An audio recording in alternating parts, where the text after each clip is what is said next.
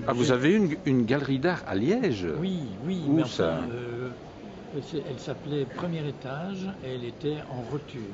Si vous n'êtes pas liégeois. Oui, mais je suis liégeois, mais je ne me rappelle pas. On ne l'entend pas. Je ne me rappelle pas de notoriété. Avant Yellowknow, alors.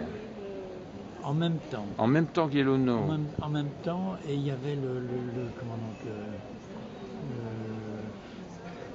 donc, c'était une petite galerie au premier étage. Et vous avez exposé Brotars à Liège? Oui. Et j'ai vendu une gravure. Et j'avais des originaux terribles. J'avais une toile avec un trépied d'appareil photographique comme ça. Et alors, ça s'est tellement abîmé que j'étais obligé de racheter un autre trépied d'appareil photographique pour le remplacer. Ah ben ça c'est extraordinaire. Ça. Oui. Vous les avez gardés, c'est une chance finalement que vous ne les ayez pas vendus. Oui, bien sûr. Hein? Oui. Une anecdote sur Marcel Brotars. À Lausanne, on était dans une galerie, dans la foire des galeries pilotes, mais ça c'est dans les années 60 peut-être, avec la galerie Smith. Et Marcel Brotars, il buvait quand même facilement. Et je le transportais dans le coffre de ma voiture. Renversé. Quoi, il raconte? Il enregistre? Dans le coffre de votre voiture, qui? Marcel? Marcel, oui, il était tellement bourré qu'il fallait le ramener. C'est pas vrai. Si, c'est vrai. Vous aviez dans votre coffre un Marcel Brotars vivant. Oui, mais j'ai des Marcel Brotars chez moi, des éditions, des choses trucs en plastique comme ça, des impressions, qui valent des fortunes, comme on m'a dit à la galerie là-bas. Mais comme c'est pas à vendre, tout va bien. Hein. Bon, ben, non, mais j'adorais Brotars. Non, mais l'anecdote. L'anecdote que je voulais raconter, c'était Marcel, je lui disais, mais tu sais, j'aime ce que tu écris. Hein. Et puis je lui disais aussi, mais j'aime tes constructions avec les moules, etc. Et il disait, mais ça c'est pas possible. Ça c'est pas possible. Ou bien on aime ce que j'écris et on déteste ces trucs-là, ou bien on aime les objets, mais les textes, on n'en a rien à cirer. Il disait ça, mais j'étais une exception peut-être. Il n'avait pas tort. Il n'avait pas tort. Il n'avait pas tort. S'il avait réussi dans la poésie, il n'aurait pas réussi dans l'art. Il n'aurait pas fait ses moules. Oui, mais il a fait ses moules parce qu'il disait moi aussi je peux réussir dans l'art.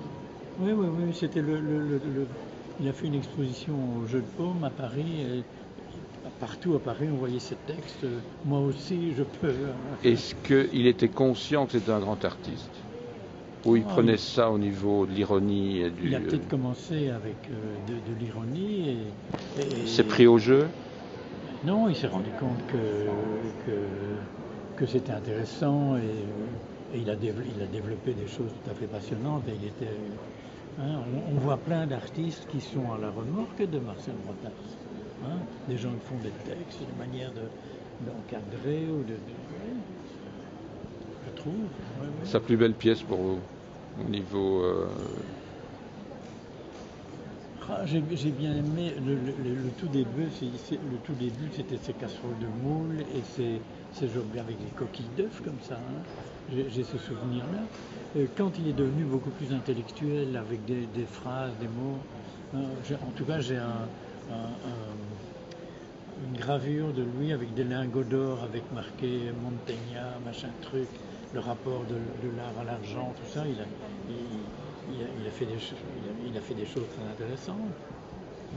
Et moi, je l'ai connu plutôt avec des objets au début, hein, quand il exposait Galerie Smith, etc. Où j'exposais aussi avec Alechinsky, avec tous les Italiens. Et après, à la fin, une grosse exposition au Palais des Beaux-Arts où il y avait beaucoup de textes comme ça. J'étais moins sensible, mais c'était plus intellectuel comme ça. Hein. Enfin, il pouvait tout faire. Hein. Moi, j'ai en tout cas une gravure qui avait été éditée par la galerie où on était. Et alors, c'est une demande de la galerie de faire une œuvre originale pour la galerie. Et alors, on massacrait toujours son nom, Marcel. Hein. Brotars avec DT, etc. Alors, il a fait une gravure avec ce machin-là. avec une correction, on ajoute un D, un T, avec une flèche, et puis c'était fini.